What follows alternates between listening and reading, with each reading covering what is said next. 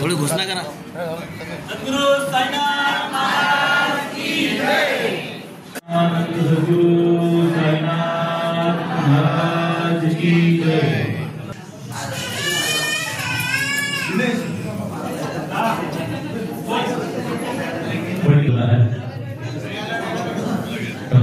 विनंती करतो की त्यांनी सुद्धा दीपप्रज्वलन करून घ्यायचं आहे की त्यांनी इथे दीपप्रज्वलन करायचं आहे। साईनाथ महाराज की जय। तसेच आपले भाजपा पार्टीचे अध्यक्ष साईनाथ महाराज की जय। सद्गुरु साईनाथ आमचे मंडळाचे हितचिंतक तसेच सल्लागार साईनाथ महाराज की जय। महाराज की जय। महाराज की जय। तसेच मंडळाचे कार्यकर्ते श्री तुषाररत्न बँकचे प्रमुख महाराज की जय उपस्थित आहेत। मी त्यांना सुद्धा विनंती करतोय की आपण सुद्धा महाराज की जय। साईनाथ महाराज की जय। हार्दिक स्वागत कोणाचं जर सद्गुरु साईनाथ महाराज की जय। सद्गुरु साईनाथ महाराज की जय। साई बाबा की सद्गुरु साईनाथ महाराज की जय। हेलो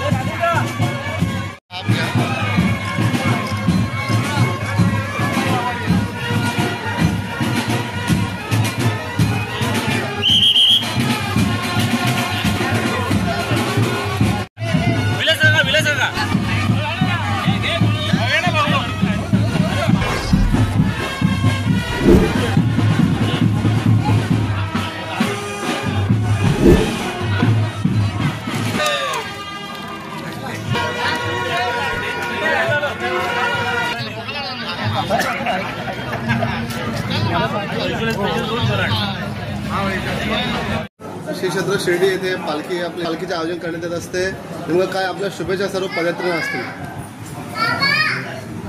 एक या संस्थेचं काम आहे आणि पालखी सोहळा हा एक निमित्त आहे. 28 वर्ष जे आहे त्याची जी वाटचाल जी आहे ती सातत्याने सर्वांना सोबत घेऊन जाते. कुठल्याही प्रकारचा या पालखी सोहळ्यामध्ये सर्वच लोक जे आहेत सगळ्या समाजाचे लोक आहेत त्यांना साईबाबा प्रति मनामध्ये भावना आणि कुठल्याही राजकीय स्पर्श न होता सर्वच स्तरातल्या लोकांना सर्वांना सोबत घेऊन शिर्डीला जाणारी आणि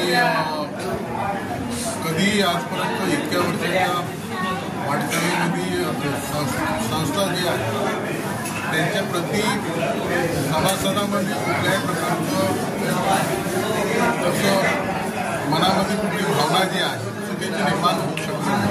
आणि एवढे वर्षे एकत्रितपणे पालखी सोहळा काढणं आणि ते व्यवस्थितरित्या पूर्ण करणं शिस्त पाळणं पालखीमधलं जे आहे धार्मिकता ते कायम ठेवणं या सगळ्या ज्या गोष्टी ज्या आहेत तर मी कुठल्याही दुसऱ्या निघणाऱ्या पालख्यांच्या संदर्भात टीका टिप्पणी करणार. परंतु हे एक आपल्याला सगळ्यांना काहीतरी त्याच्यातून घेता येईल अशा स्वरूपाची या संस्थेच्या माध्यमातून साई पालखीचं नियोजन केलं जातं आणि म्हणून सामाजिक काम पण त्याच्यासोबत जे आहे ते केलं जातं आणि म्हणून धार्मिकतेबरोबर सामाजिक काम सगळ्यांना युवकांना महिलांना वडीलधाऱ्यांना सगळ्यांना सोबत घेऊन सगळ्यांचा सन्मान करून आदरपूर्वक ही पालखी सोहळा होता आणि म्हणून सर्व साई भक्तांना साईचरणी प्रार्थना करतो आणि त्यांना या सोहळ्याच्या निमित्ताने खूप शुभेच्छा. व्यवस्था त्या सर्व पदयात्रेची आपण केलेली आहे. साईराम मंडळाचं हे 28वं वर्ष आहे आणि गेल्या 28 वर्षामध्ये अनेक चढउतार करून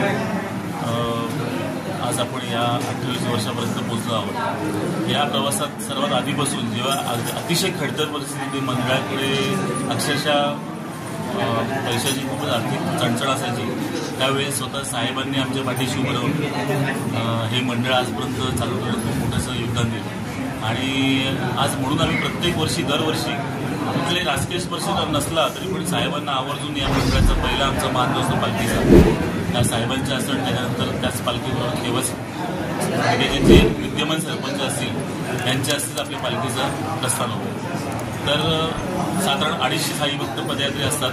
हे साहेबांनी सांगितल्याप्रमाणे त्याचं नियोजन करताना आम्ही कधीच कोणत्याही माणसाकडे पावती पुस्तकासाठी आग्रह धरत नाही. कुणालाही दादागिरी करून पैसे घ्यायचे वगैरे ते अजिबात तो प्रकार न करता जेवढं आपल्याला शक्य होईल तेवढी चांगली चांगली सेवा करण्याचा प्रयत्न सर्व साई भक्तांचा असतो आणि या अशा कामासाठी आपल्या या आचरणाने आवर्जून पूर्ण साई भक्तांचा जास्त प्रतिसाद मिळतो. तुम्ही जर वर्गणी मागायला गेलात आणि जर लोकांकडून जोर जबरदस्ती वर्गणी मागितलं तर त्याला तुम्हाला तो मिळणारा प्रतिसाद खूप कमी असतो.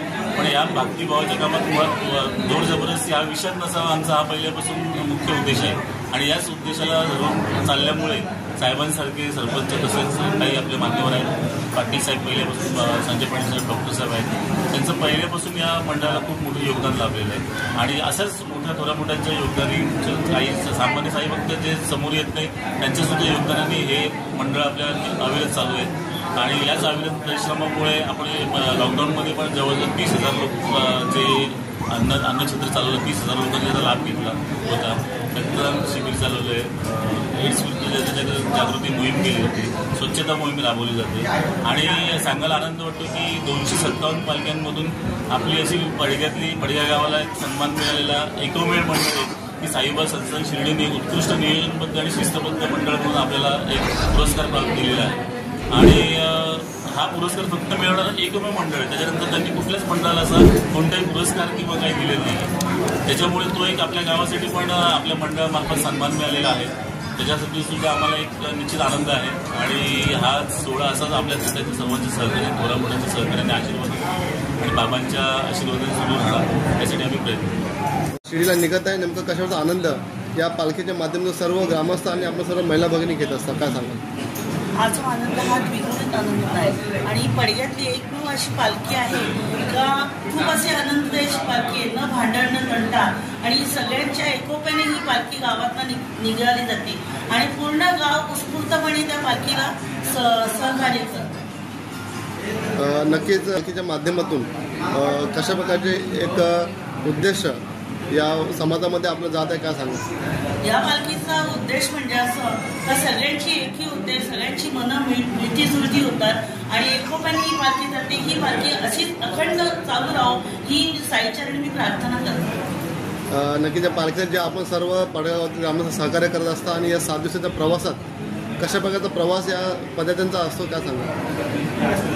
पदयात्रेचा प्रवास हा खूप सुखकर आणि ह्या पालखीचं वैशिष्ट्य म्हणजे इथे जातीने पूर्णपणे या सर्व साई सेवकांची लक्ष दिलं जातं आणि जातीने त्यांच्याकडे लक्ष देऊन त्यांची व्यवस्था केली जाते. कोण जेवलाय, कोण राहिलाय, कोण मागे आहे, अशी कोणाला त्रास होत नाही अशी या मंडळाची खासियत आहे.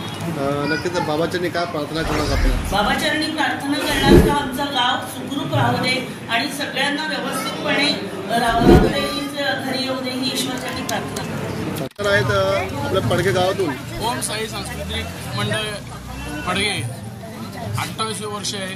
पडगेची शिर्डी पदयात्रा ही जात असते आणि सर्व गावातून भाविक आणि मंडळाचा नियोजन उत्तम असतो. त्यामुळे मंडळाला आणि साईचरणी प्रार्थना करतो सुखरूप 8 दिवसाचा 7 दिवसाचा प्रवास आहे तो होऊन दे एवढ्या शुभेच्छा. जय गेली 28 वर्ष झाली ओम साई सांस्कृतिक मंडळ पडगा यांच्या वतीनं ते अध्यक्ष असतील, आपले माजी सरपंच अमोलभाऊ भिडवी असतील, अमितजी भिडवी असतील आणि सगळे सहकारी राजेश भाऊ असेल, संतोष दळले असतील, त्या सगळ्यांच्या माध्यमातून गेली 28 वर्ष ही अविरत अशी अतिशय उत्साहाने आनंदाने या पडग्या शहरातून ही साईबाबांची पालखी निघून शिर्डी येथे प्रस्थान करते आणि मला असं वाटतं की 31 डिसेंबर या दिवशी साईबाबांच्या चरणी इथे पोहोचून सगळी मंडळी साई भक्त तिथे लीन होऊन दर्शन घेतात.